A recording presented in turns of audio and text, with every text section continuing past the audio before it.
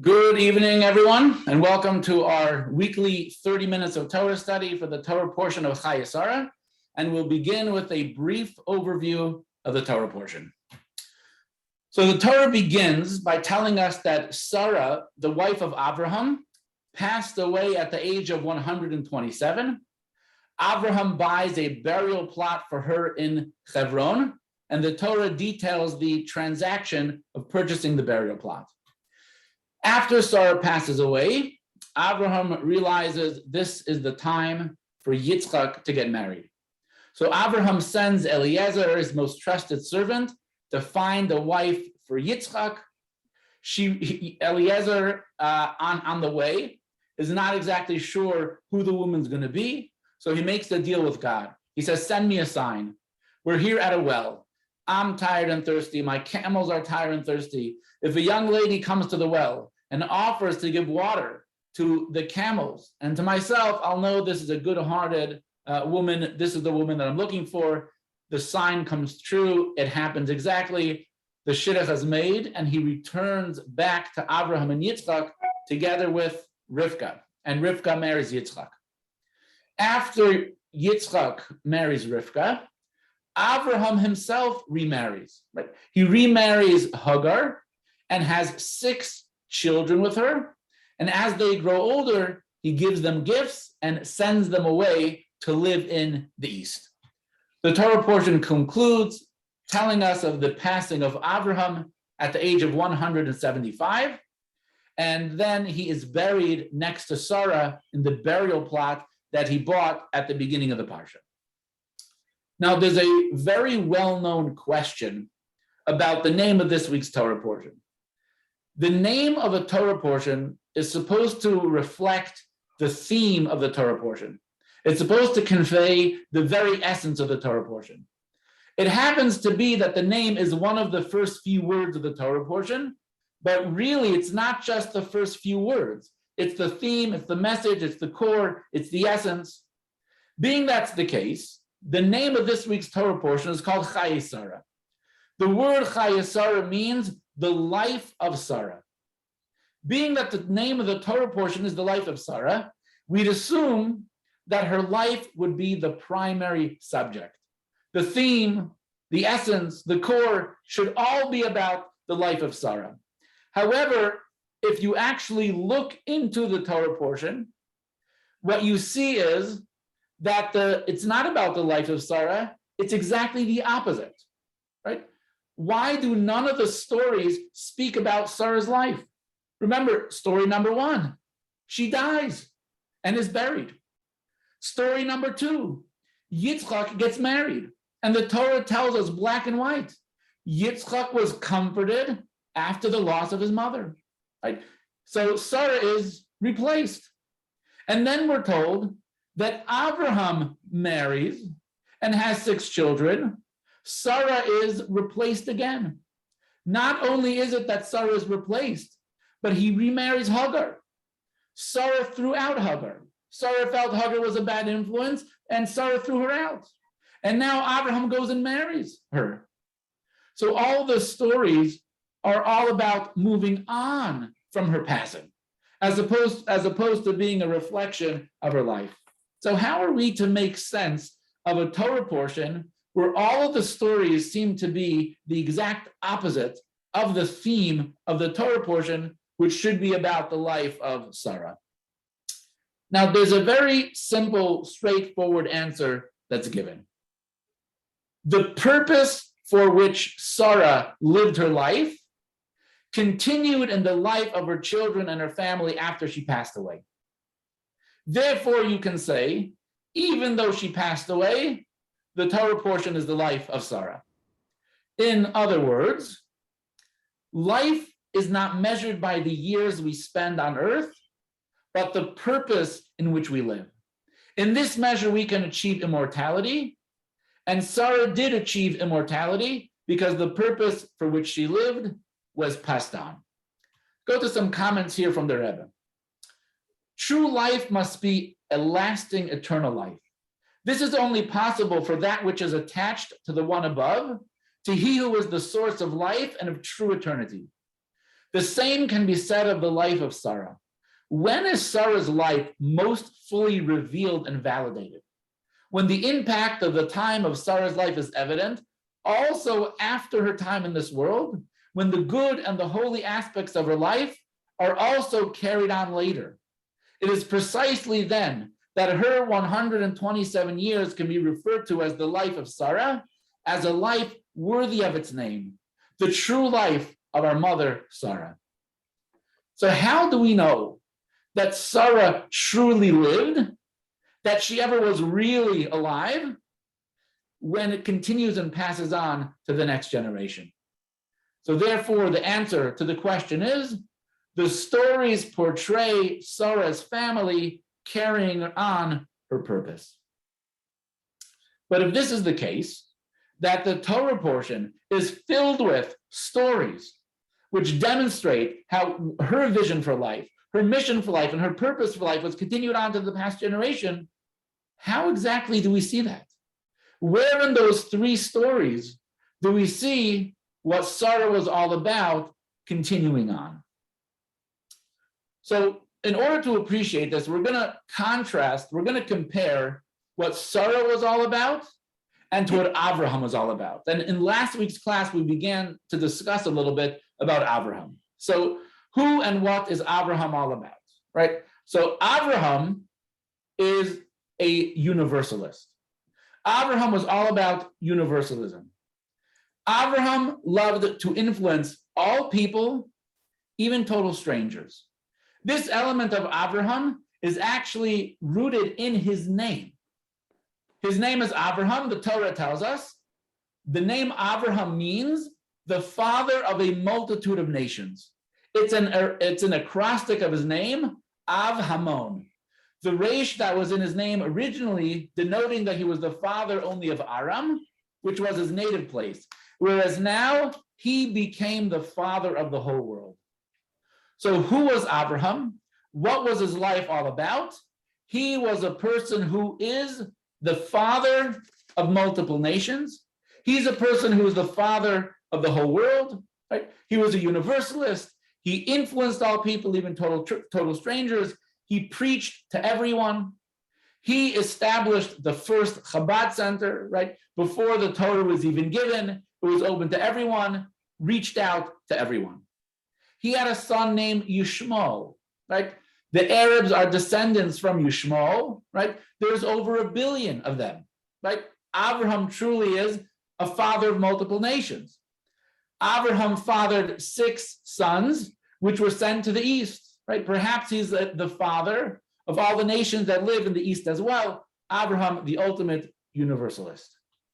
Sarah, on the other hand, was very different, right? Sarah, you could say, focused on particularism. She was not about preaching to everyone, anything, all people, at all the time. And you can see that demonstrated in the stories of the Torah, where she felt that Abraham's second wife, Hagar, was a bad influence. She said, gone, bye, you're out. You're not receptive to the message that we have here. You're gone.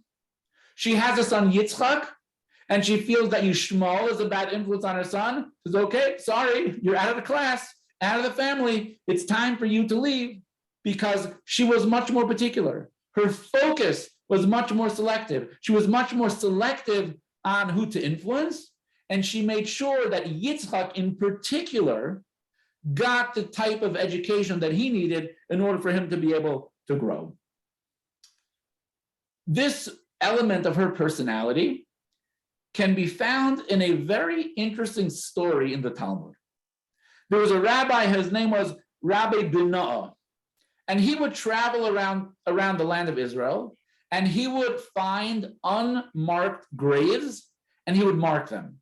He had some type of a sixth sense. He had a spiritual sensitivity, and he was able to discover graves, mark them off, which was so important because in the temple era, the laws of purity and impurity really were very important. You couldn't come to the temple, you couldn't eat things that were holy. So as a service to the community, he would mark unmarked graves. And the Talmud tells this story. Rabbi Binah used to mark out caves where there would be dead bodies. When he came to the cave of Abraham, he found Eliezer, the servant of Abraham, standing at the entrance. He said to him, "What is Abraham doing?" He replied, "He is sleeping, and Sarah is gazing at his head." He said, "Go and tell him that Beno is standing at the entrance." Oh, hold on a second. Said Abraham to him, "Let him enter." So he went in, surveyed the cave, and came out again. The commentaries debate back and forth. Did this story actually happen? Because he lived 1,000 years after Abraham passed away. Was it some type of prophetic experience that he witnessed? Is it something that happened to him in a dream? But one of the interesting explanations of the story, right? What does it mean that Abraham was sleeping and Sarah was gazing intently at him? So the Tzemach Tzedek, the third Rebbe of Chabad, explains the story this way. He says this is a reference to Sarah and Abraham in life. That Abraham was a universalist. He preached, he taught, he reached out to everyone. What was Sarah's job? Sarah's job was to rein him in a little bit, right? Sarah gazed intently on him. Sarah kept Abraham on the straight path. Sarah made sure, right, that he was going to focus his message to make sure that the right people needed to hear it at the right time, and it was going to be there for Yitzchak, right? So Sarah was intently gazing at Abraham because she was the one who was able to get Abraham to focus his message in the most productive way. So now that we have a little bit of an understanding of the personality of Sarah, right, and her approach to life and to teaching and to reaching out to people, we can understand a little bit more what the life of Sarah was all about and why this Torah portion is actually called Chayei Sarah, the life of Sarah, and is a reflection of how she lived. Because the stories in this Torah portion speak of Sarah's ultimate triumph, for they speak of Abraham operating on her terms. All these stories represent a transition from a more universal approach to a more focused approach. And when I say from universal to more focused, I do not mean that a person should not be reaching out to the rest of the nations of the world. I do not mean that there should not be a relevant message that Judaism has for all of mankind, right? What I mean is that there's a primary responsibility. There's a primary responsibility that they had in Yitzchak, and Sarah was the one to make sure that Abraham refocused and gave the attention that was necessary and needed for their son, Yitzchak. So let's now look at the three stories with this in mind. The idea that there is a transition from universalism to more particularism, and that is inspired by the message of Sarah. Story number one, Abraham buys a burial plot from Ephron, and he purchased it to be a burial plot for him, for Sarah, and ultimately for Yitzchak and Rivka, and for Yaakov and Leah, who come later on. Your hair looks nice. The burial plot that he purchased already existed as a burial plot. Adam and Chava were buried there. The very first human beings ever created, the very first man and woman, Adam and Eve, Adam and Chava were buried there. You cannot get more universal than Adam and Chava, right? The parents, the father and mother of all of mankind. And you could see in the story that Abraham could have gotten it for free, but that's not what Abraham wanted. Because Abraham did not want a universal burial ground. He wanted something very particular for his family, which is what Sarah wanted. A place where Sarah will be buried, a place where Yitzchak is going to be buried, a place where Yaakov is going to be buried, and where Leah and Rivka are going to be buried as well.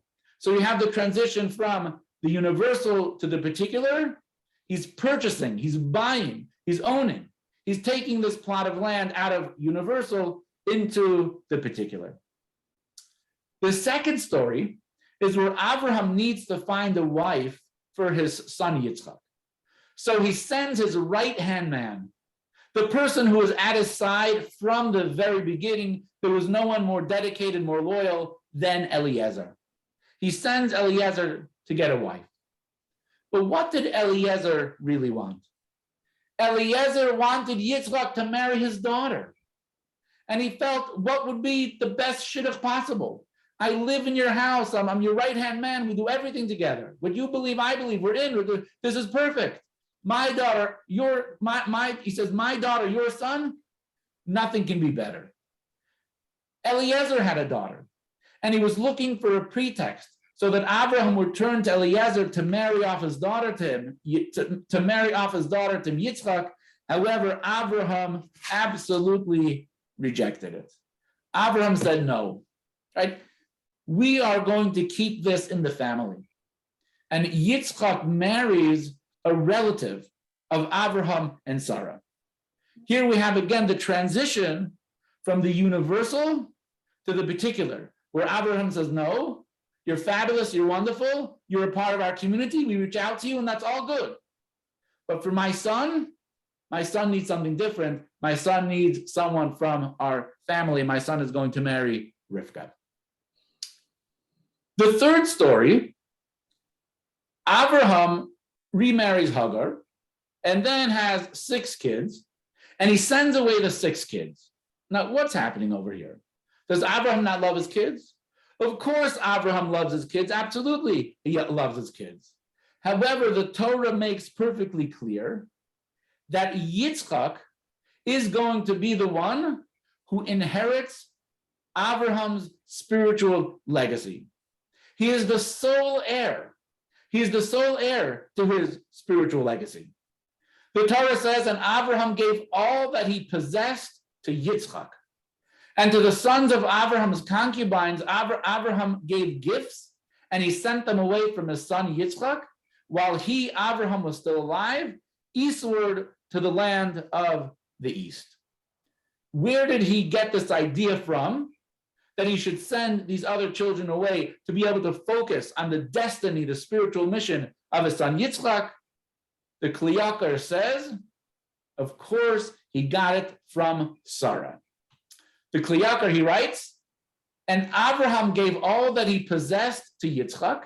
He withdrew his inheritance from all his other children, for that was Sarah's wish when she said, for the son of the maidservant will not inherit with my son. Furthermore, the Holy One, blessed be he, agreed with her and said, whatever Sarah tells you, hearken to her voice, for in Yitzchak will be called your seed. So we see from these stories that the name of the Torah portion is entirely appropriate. Because in all of these stories, it demonstrates the influence of Sarah to focus Abraham's attention on making sure that Yitzchak has everything that he needs, and he's going to be as successful and as productive as we can. Whether it comes to the burial ground, when it comes to finding a wife for Yitzchak, and when it comes to sending Abraham's children away, this is all the influence, this is all the hand of Sarah on the life of Yitzchak and the continued life of Abraham. The central points from the Parsha of Chayei, although its time frame is after her passing, were achieved by Sarah through her work in the 127 years of her life in this world. However, as she actually went about her work, its impact remained concealed and only became revealed after her passing. Now, inasmuch as the ultimate purpose of one's life work is for the effects of the work to eventually be revealed, therefore it is understood that those aspects of the Parsha in which Sarah's work becomes revealed are the Chayei, the life of Sarah. They are the completed purpose of the 127 years of the life of Sarah. So it's not the life that Sarah lived when she was alive that is the truest testimony of her life. Rather, it's that the purpose of her life continued on in her son. And of course, in Abraham as well, that is the true life. That is the true Chayei. The full extent of her life was seen most clearly after she passed away. There are 2 very important messages that I believe we need to take from this Parsha and from the story. So number 1, Abraham was a universalist. This is not a criticism. It was positive. It was good. He reached out to a lot of people. He changed the lives of a lot of people. He impacted a lot of people. And Jews should be universalists as well. And if we really think about it, that's how we live today. We don't live in a ghetto. We don't live in some insular Jewish neighborhood without any interactions of the world. We're universalists. We live in the world. We are a part of the Western world. Everyone, the neighborhood you live in, the job that you have, the people that you interact with, we live life very much in a universalist way. But we have to listen to the message of Sarah Imenu, Sarah, the ultimate Jewish mother, reminding Abraham, you have to focus on your son, Yitzchak. Don't forget the particular and unique needs of Yitzchak. We are Jewish people. That means there are things that are universal values that our non-Jewish neighbors live for, get excited about. That's the focus of their life. The goals, the aspirations, the dreams, the desires, some of them are simply not for us. That's not what our life is about. Yes, we are universal. We do live in the Western world, but we have to remember, we have to keep the focus that there are Jewish values, Jewish ideas, Jewish goals. And we have to make sure that that's front and center in our life. And we have to make sure that we live in such a way and that we are not overly impacted by the foreign influences that are around us. We have to focus on our family, and that takes work. It takes effort. We do live in a very universalistic world. We need to put in the time and the effort with our family, with our children, with our grandchildren to make sure they get the message of Torah, mitzvahs, and have the Jewish pride to live their life in the most ideal way. The second message, which I think is very powerful as well, is that we all, right, are alive right now. Certainly we think we're alive, we act like we're alive. But the question is, what is our life really about? Where do we put our energy? Where do we put our focus? Where do we put our attention? If the focus and the attention of our life is on physical and material things, everything physical and material is finite. It's limited, right? It has an expiration date. What that means is we all have some type of expiration date. But what is the Torah portion called here? The Torah portion is about the death of Sarah, yet it's called Chayei Sarah, it's the life of Sarah. Because Sarah's life was not dedicated to the physical and the material. If it is, then after 127, you're dead. And the Torah portion would be called the death of Sarah. But her life was about eternal things. Her life was about eternal values. And therefore, even when she passed on in this world, she continued to live. We can truly say this is the life of Sarah. So the message, of course, is we need to make sure that what is our life about? Eternal values, eternal things, invest our time, invest our effort, invest our families, Torah, mitzvahs, things that are lasting, things that really get passed on to the generation, things that truly are eternal. Right? Two very powerful messages from this week's Torah portion. I hope everyone will join me next week for the Torah portion of Toldos, 7:30 to 8 p.m., 30 minutes of Torah study every week here on Zoom. And also we have our class coming up next week for Wednesdays, Outsmarting Anti-Semitism, a 4-part course on the absurdity of anti-Semitism and how to beat it with purpose, positivity, and pride. It's an uplifting course. It's a positive course. It's an energizing course. And there's a bonus. If you happen to be a doctor, a lawyer, a psychiatrist, or a psychologist, you could get continuing education credits. That can be Zoom only. That is going to be on Zoom as well, yes. For now, we're going to be sticking to Zoom. All right, anyone have any questions, comments? Any thoughts that you'd like to share?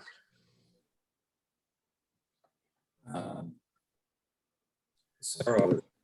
Oh, Yeah, I got one question. are you, Why did the people live like 400, 500 years or whatever, and then it's gone down to 129, and now we live like whatever, 70 to 90 years or 100 years maybe? Why did that change? That's a great question, Joel.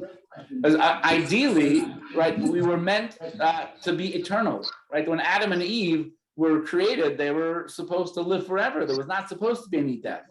But unfortunately, they blew it, and death was introduced into the world. However, people lived very long periods of time. But it was demonstrated quite clearly that they're not making the most of that time. Too long. And over a series of generations, God said that we're going to have to reduce the time, the lifespan of people. So we could have had it, but unfortunately, we did not use our time so productively. So God said, I'm going to give you less time, use it much more wisely. Got it. That explains the shorter lifespans that we see today. All right, Karen, did you have a question? Yes, are you teaching the other class you mentioned? Yes. Yes. Oh, okay, and that's I on am teaching Wednesday, the you other have to class. sign up. Yes, and there is a early bird discount for that class. It comes with a beautiful textbook. Tomorrow is the deadline for that one. But obviously you could sign up anytime, but the sooner you sign up, the better. It's on the shul's website, shulcenter.org, Yep. and you could sign up and join. Thank you. Right. Any other questions? Yeah, one other question. So who did Isaac marry then? And was it in Sarah's family then, or whose family? What did you said he wanted to keep in the lineage? So who did he marry? So Yitzchak married his cousin's daughter. So it would be like his second cousin, once removed type of thing.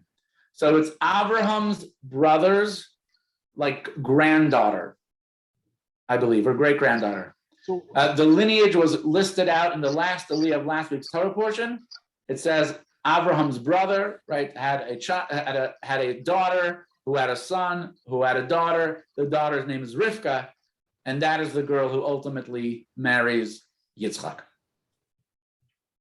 So even at that time, did they refrain on marrying first cousins and stuff like that because of too much inbreeding? Were they aware of that at that time or no? I have to imagine there was some awareness of it, but they were not first cousins. So they did not have that problem because they were not first cousins. But throughout Jewish history, many of first cousins have married. Okay. Some with positive results, and unfortunately, sometimes there have been some challenges associated with that. Thank you. All right, thank you so much for joining. God willing, we'll see you next week. And please come to the Shoulder Shabbos, fabulous Kiddush sponsored by the Shutkins, and check out the new tables. New tables. I'd love to hear your feedback as well. Have a good night, everyone. We'll see you next week. Thank you, Rabbi. Thank you. Yasher Bye, koach. Rabbi. Very welcome. Thank you. Shut. Who's shut?